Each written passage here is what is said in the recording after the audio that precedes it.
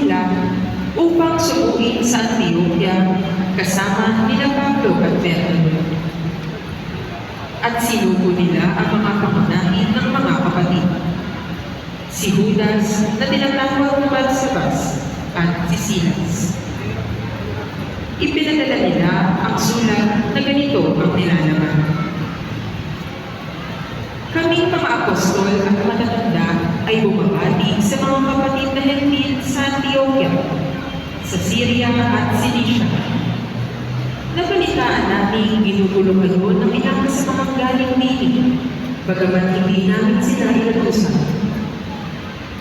Di umano'y binabagabag kayo sa pamamagitan ng kanilang sinasabi. Kaya't napagkaasahan namin magpadala sa inyo ng mga subok.